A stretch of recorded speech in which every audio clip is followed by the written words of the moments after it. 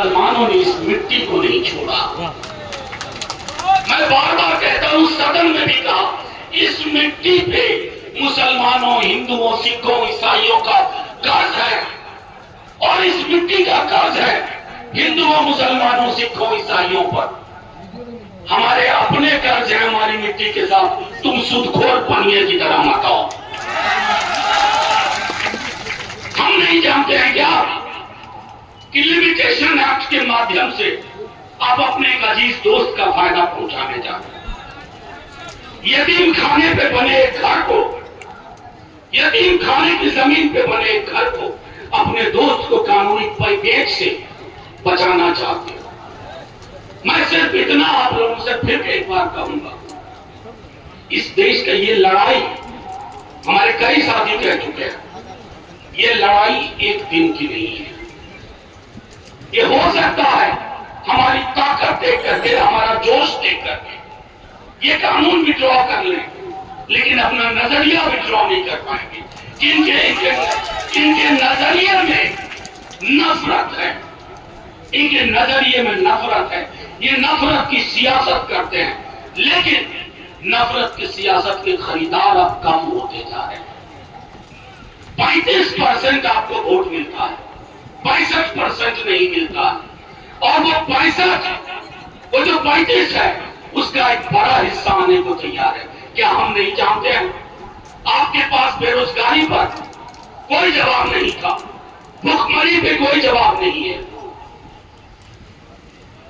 आपके पास आय की असमानता का कोई जवाब नहीं है। अमीर इतना अमीर क्यों होता जा रहा है और गरीब दिन ब दिन गरीब क्यों होता जा रहा है, इसका जवाब नहीं है। तो जवाब कहां ढूंढा जाए? एक ऐसा कानून लाओ जिसमें उलझा दो। मैं यकीन के साथ कहता हूं कि इनकी कोशिश थी कि ये हिंदू मुसलमान हो जाएगा, तारीफ की जाए इस मुल्क की मिट्टी की, इसने इसे हिंदू मुसलमान नहीं होने दिया और कभी नहीं होने देंगे, कभी नहीं होने देंगे। हमारे कई साथियों ने कहा, सदन में जो वोट है, दोनों सदनों में मुसलमानों के साथ हिंदू, सिख, ईसाई कांधे से कांधा मिला करके, क्योंकि हम हकीकत जानते हैं।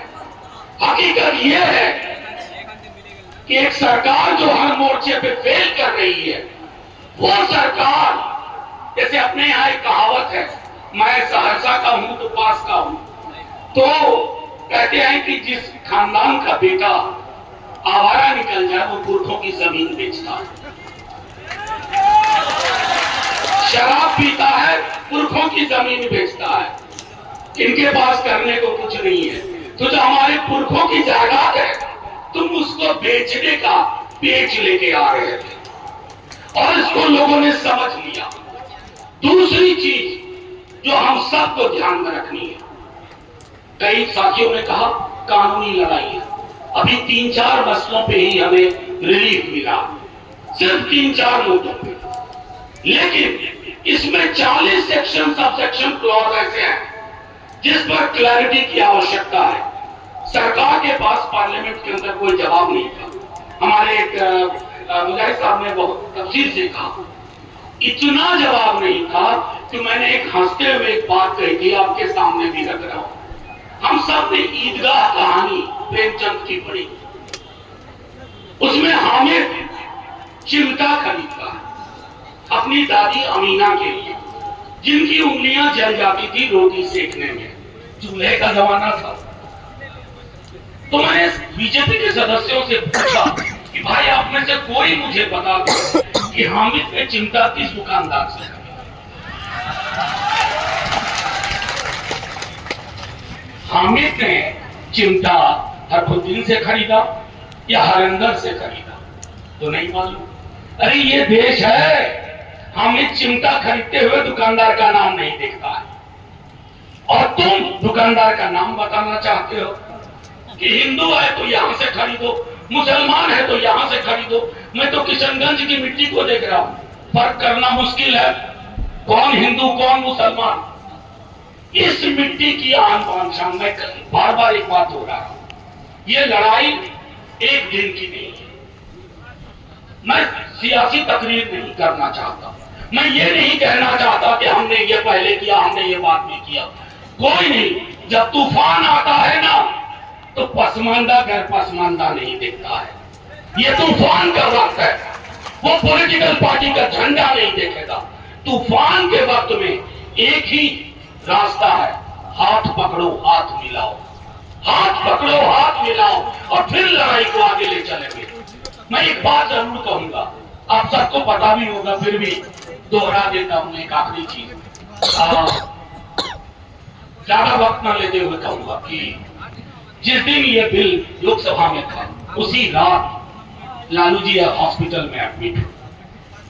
मैं आपको बता नहीं सकता, जो व्यक्ति बहुत कमजोर थे उस वक्त, हर मिनट ये देख रहे थे कि कौन बोल रहा है, सरकार क्या कह रही है। और वही हाल नेता प्रतिपक्ष तेजस्वी जी, हम हार गए। उतना वोट, हमारी 85 की स्ट्रेंथ थी राज्यसभा में, हमें 98 वोट आए, 98 जो राज्यसभा के हिसाब से बहुत बड़ा नंबर है।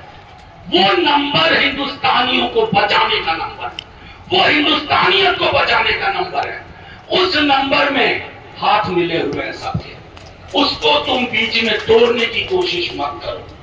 हम हारे, फौरन कोर्ट में पहुंचे, अब कोर्ट के खिलाफ तुम आंदोलन चला रहे हो, यानी तुम क्या चाहते हो, जो तुम चाहो वो हो, ये कतई नहीं होगा।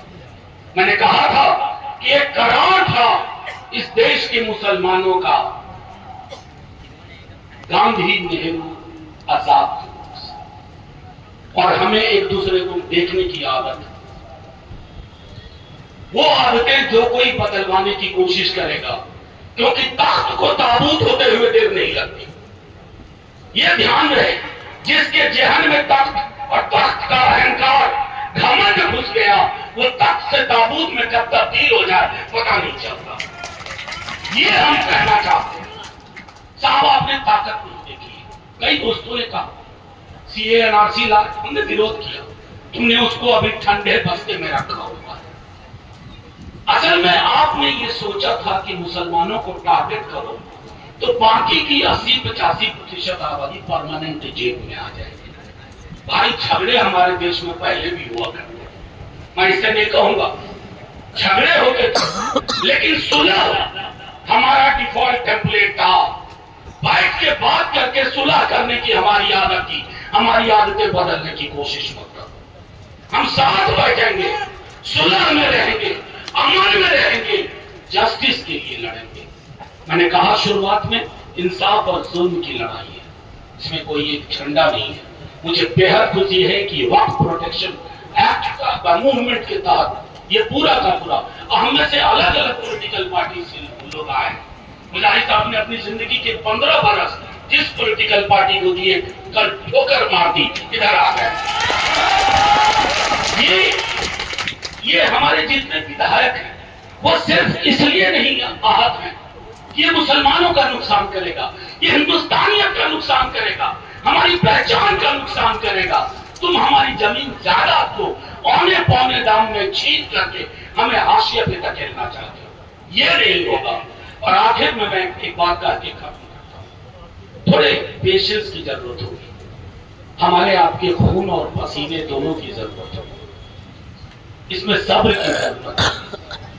सब्र को अपना हासिल रखिए। इस पे बहुत रहनुमा आएंगे या रहनुमा का ढोंग करेंगे, उन ढोंगियों को भी पहचानिए।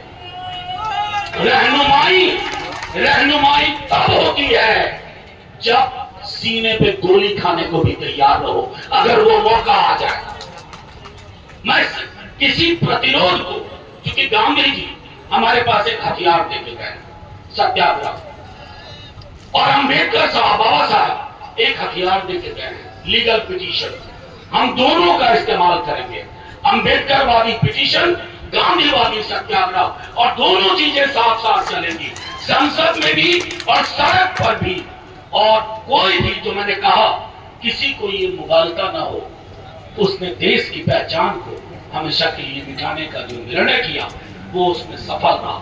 हम नहीं कामयाब होने देंगे, ये हम सबको एक अहद लेना है। और मैं पुनः आप सबको गर्मी में इस मीटिंग में आप आए, लेकिन ये पहली मीटिंग है इस जमीन पर, इस जमीन की पहचान को बचाने के लिए, इस जमीन की जो आबो हवा है, जो फजा की आबो हवा है, उसको बचाइए। ये लड़ाई सबकी है, क्योंकि हिंदुस्तान सबका है। और चूंकि हिंदुस्तान सबका है, हम एक बात और आखिरी में कहूं, चुनाव आएंगे जाएंगे, पॉलिटिकल पार्टी आती है जाती है, हम देश नहीं हारेंगे। चुनाव भले हार जाए, 5 हारे 10 हारे, कम से कम इतिहास में उस तरह के लोगों का नाम नहीं होगा जो चुनाव जीते रहे नफरत फैला करके। हम मोहब्बत बांट के हारना चाहते हैं, हारना चाहते हैं। जय हिंद, इनकलाब जिंदाबाद। हजरत